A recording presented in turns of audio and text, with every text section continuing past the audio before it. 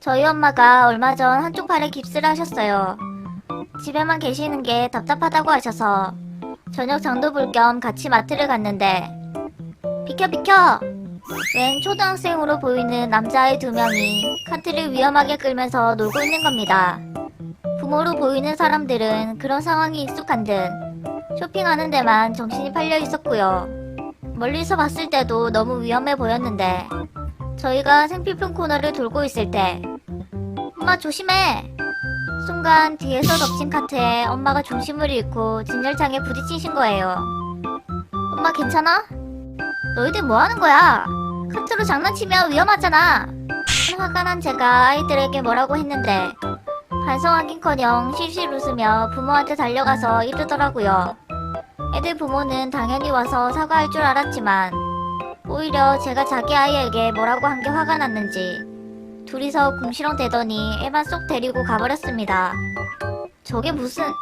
그냥 무시해. 어차피 그 부모의 그 자식인 법이야. 얼른 한 바퀴 돌고 나가자. 가서 따지고 싶었지만 엄마가 말려서 참았어요.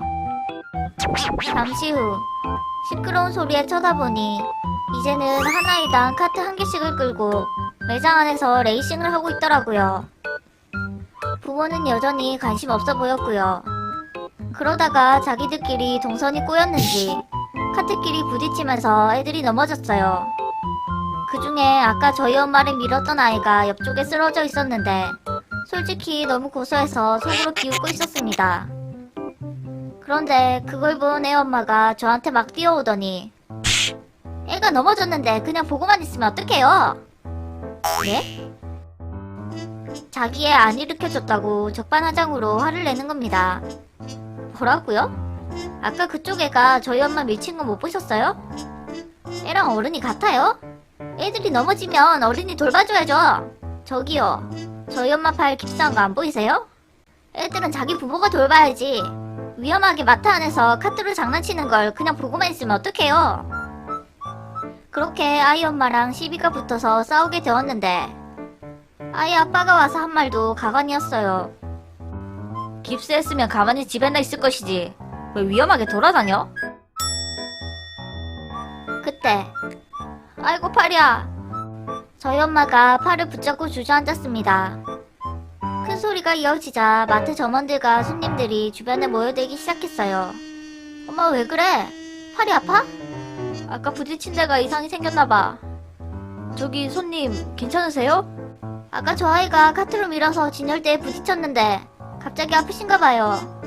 마트 CCTV 확보 좀 해주세요. 네. 우리 엄마 팔에 이상 생기면 책임지셔야 할 거예요. 전 엄마가 아프시다니까 너무 당황해서 법도 잘 모르지만 일단 큰 소리를 쳤어요. 아까부터 위험해 보이더라. 저 부모는 대체 뭐 하는 거람? 일단 동영상 찍어놔봐. 갑자기 상황이 자기들한테 불리하게 돌아가니까 그제서야 좀 겁이 나는지 태도가 돌변하더라고요. 많이 아프세요?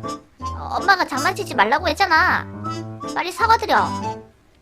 애 엄마가 억지로 사과하라고 하는데 애는 끝까지 사과 안 하고 버티는 게 평소에 어떻게 가르쳤는지 딱 알겠더라고요. 깁스했으면 집에나 있으라고요? 당신들이나 애들 케어도 못할 거면 밖에 돌아다니지 마요. 병원 갔다가 연락할게요.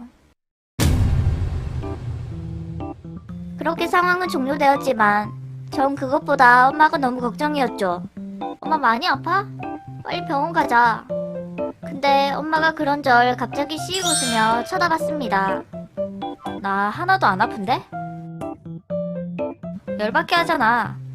골탕 좀 먹여주려고 그랬지. 알고 보니 엄마가 진상가족을 혼내주려고 딸인 저까지 속였던 거예요. 엄마의 명령이 덕분에 속은 시원했습니다. 제가 중학생 때 엄마와 새아빠가 재혼을 하셔서 함께 살게 되었습니다. 새아빠는 저와 친해지기 위해 칭찬도 많이 해주시고 나름 노력했던 것 같아요. 그런데 그럴 때마다 엄마가 꼭 끼어들어서는 얜 머리가 좀 나쁜 것 같아. 누굴 닮았는지 정말 답답해 죽겠다니까? 이런 식으로 절 깎아내리곤 했어요. 아니야, 세정이 똑똑한데. 당신 왜 그래? 새아빠가 당황해서 절 감싸면 내 딸은 내가 더 잘 알아. 계속 칭찬해주면 지가 진짜 잘하는 줄 알지. 더 나서서 제 자존감을 떨어뜨리는 엄마 때문에 서운할 때가 한두 번이 아니었습니다. 사실 새아빠에게도 저와 동갑인 딸이 있거든요. 안 그래도 가족 구성원이 바뀌며 혼란스럽던 저에게 새아빠의 딸은 너무 불편한 존재였죠. 게다가 새아빠 앞에서 자기 친딸은 깎아내리기 바쁘던 엄마가 새아빠의 친딸에게는 세상 천사가 따로 없었습니다. 우리 혜지는 밥도 어쩜 이렇게 예쁘게 먹어? 세정인 다리도 짧고 키도 작은데 혜지는 키도 크고 날씬해서 좋겠다. 학교에서 인기 많지? 이런 식으로 저와 비교를 하는 엄마 때문에 엄마는 왜 나만 미워해? 그렇게 혜지가 좋으면 혜지랑만 살아. 세정아, 냅둬. 기집애 좀 있으면 풀리겠지. 혜지야, 많이 먹어? 방에서 혼자 울고 있으면 절 모른 척 하다가 다들 잠든 늦은 시간에 제 방에 쓱 찾아와서는 세정아, 많이 화났어? 엄마가 우리 세정이 진짜 미워서 그러는 거 아닌 거 알지?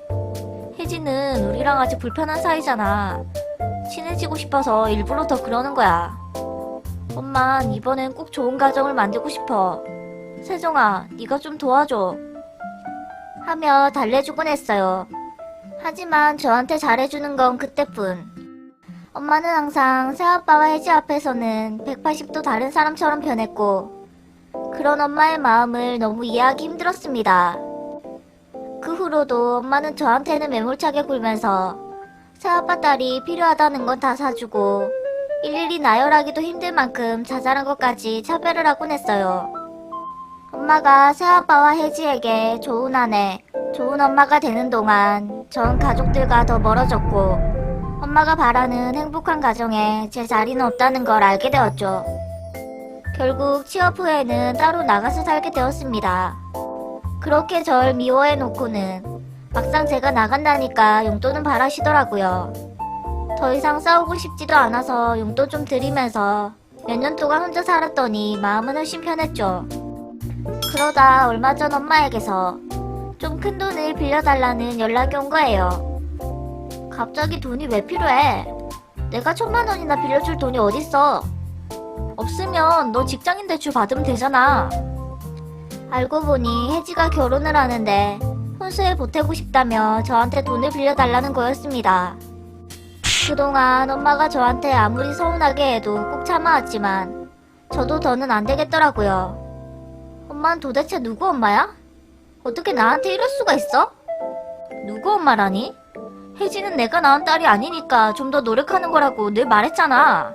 넌 왜 그렇게 항상 혜지한테 질투를 해? 그럼 나는? 친딸은 엄마 필요할 때만 찾고 돈이나 갖다 바치는 존재야?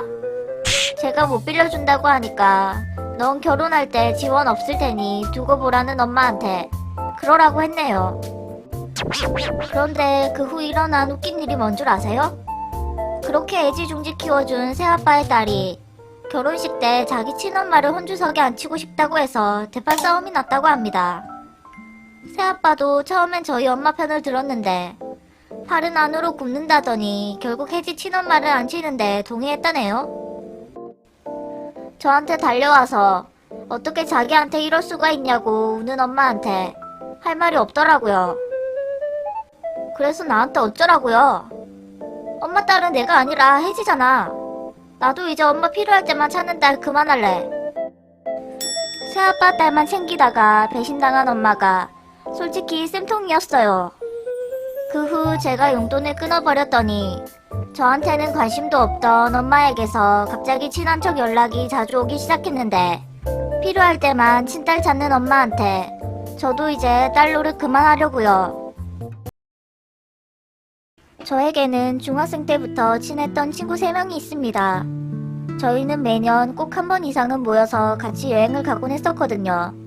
그 해도 계획을 짜고 각종 예약까지 모두 완료한 상태였는데 여행을 앞두고 갑자기 엄마가 돌아가시는 큰일이 생긴 거예요. 건강하시던 엄마가 갑자기 사고로 돌아가셔서 정신이 하나도 없었지만 한 걸음에 달려와준 친구들 덕분에 엄마의 장례를 잘 치를 수 있었습니다. 그런데 함께 울며 절 위로해주던 다른 친구들과 달리 유독 화진이의 표정이 떨떠름해 보였어요. 친구의 기분까지 신경 쓸 여유가 없어서 그냥 컨디션이 나쁜가 보다 했죠. 장례식이 끝나고 저희 집에서 다시 모이게 된 날이었습니다. 너희 엄마가 해주신 떡볶이 진짜 맛있었는데 생각난다. 내가 교복에 흘려서 지우느라 고생했잖아. 친구들이 저희 집에 놀러 왔을 때 엄마가 맛있는 것도 많이 해주셨고 다들 추억이 남아있어서인지 이런저런 이야기를 하다가 눈물을 흘리기 시작했어요. 그때 또 기분 처지게 왜 그래? 하진이가 그만 좀 하라며 저희한테 뭐라고 하더라고요. 괜히 저 때문에 우울해지는 것 같아 머쓱해져서 눈물 닦고 웃으려고 하는데 연주가 그런 제 앞을 막아섰습니다. 야, 넌 장례식 때부터 왜 그러는데? 수정이 엄마 돌아가신 거 넌 안 슬퍼? 친구끼리 공감하면서 눈물 흘릴 수도 있는 거지. 뭐가 마음에 안 들어서 혼자 정색질인데? 좀 적당히 하자는 거야. 그것보다 우리 다음 주에 놀러 가기로 한 거 예정대로 진행하는 거지? 난 그거 궁금해서 온 거라고. 친구 입에서 여행 얘기를 듣는 순간 머리가 띵해지더라고요. 전 엄마가 돌아가신 충격이 너무 커서 완전히 잊고 있었고 설마 이런 상황에 여행을 가자고 할 줄은 몰랐거든요. 미쳤냐? 수정이 엄마 돌아가셨는데 무슨 여행을 가? 그럼 안 간다고? 야, 위약금 다 물어야 되는데? 지금 이상한 게 위약금이 무슨 말이야? 너한테 내라고 안 할 테니까 걱정하지 마. 누가 돈 때문에 그래? 근데 우리까지 안 갈 필요는 없잖아. 그럼 수정이만 이번에 빠지던가. 순간 분위기가 쎄하게 가라앉았어요. 친구들도 얘가 제정신인가 하는 표정으로 할 말을 잃었고 저도 더는 못 참겠더라고요. 야, 네가 어떻게 나한테 이럴 수가 있어? 넌 너희 부모님이 돌아가셨어도 여행 가자고 할 거야? 나 엄마 없잖아. 뭐? 나 엄마 없다고 무시했던 거 너희들 아니었어? 그제서야 얘가 왜 혼자 삐딱선을 탔는지 알게 되었죠. 화진이는 엄마가 일찍 돌아가셨어요. 그런 사정을 알게 된 후부터 저희들은 화진이의 마음의 빈자리를 채워주려고 많이 노력해왔었지만 화진이에게는 전혀 닿지 않았던 모양입니다. 지금도 봐. 나만 공감 안 되는 엄마 얘기 계속하면서 너희들끼리 떠돌리는 거잖아. 저희가 함께 지내는 동안 무심코 했던 엄마 얘기가 화진이에게 상처가 되었을지는 모르겠어요. 그렇지만 그런 감정들을 10년이 넘는 시간 동안 마음속에 담아왔다가 제가 가장 힘들 때 터뜨린 친구를 도저히 이해할 수가 없더라고요. 그날로 저희 관계는 완전 깨져버렸습니다. 이후론 화진이를 빼고 매년 다니던 여행도 저희들끼리만 다니며 사진을 공유하고 있었는데 그걸 보면서 화진이가 질투가 났었나봐요. 어느 날 갑자기 연주에게 연락이 왔대요. 오랜만이야. 잘 지내지? 뭐야? 본론이나 말해. 사실 내가 그때 아빠도 편찮으시고 여러 가지로 너무 힘들어서 너희들에게 심술을 부렸나봐. 수정이한테도 사과하고 싶은데 나도 다시 끼워주면 안 돼? 글쎄, 너도 내가 아빠 안 계신 거 알잖아? 그래서 그런가? 아빠가 어떻게 편찮으셔야 그 정도 무개념이 되는지 잘 모르겠거든. 너희 아빠가 돌아가셨을 때 내가 너처럼 굴면 어떤 기분일 것 같아?